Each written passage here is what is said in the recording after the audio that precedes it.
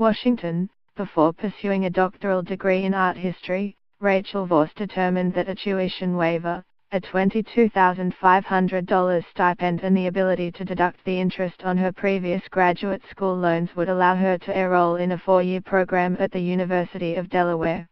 Benjamin Franklin Kepley, 80, a retired Navy surgeon, decided he and his wife could sell their house in Florida and move into a continuing care retirement community because they could deduct a portion of the cost as a prepaid medical expense.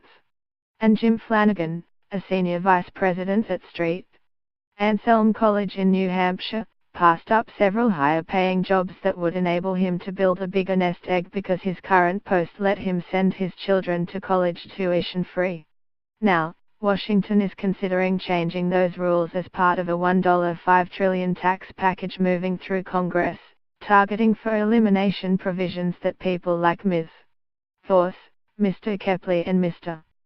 Flanagan relied on to make what they believed were financially responsible decisions.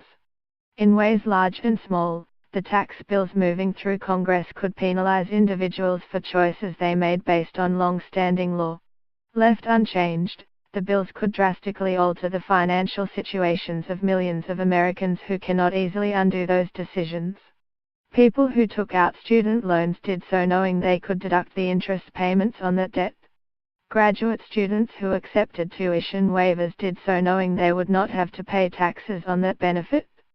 Families who moved to high-tax states so their children could attend good public schools did so knowing they could deduct the state and local taxes paid.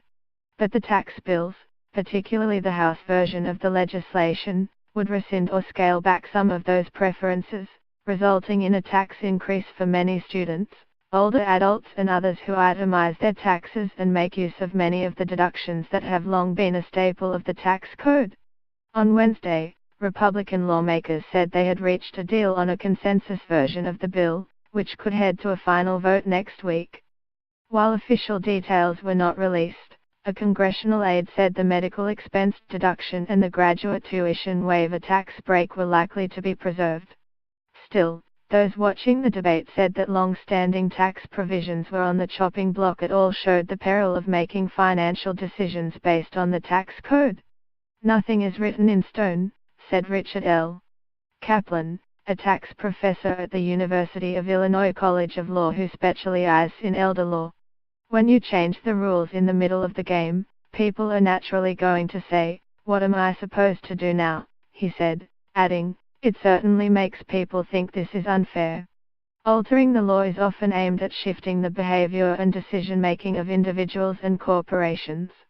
But, in many instances, Congress tries to ensure the effect largely influences future decisions, or it takes steps to lessen the immediate blow. Sometimes things are grandfathered in and sometimes they are not, said Mark J.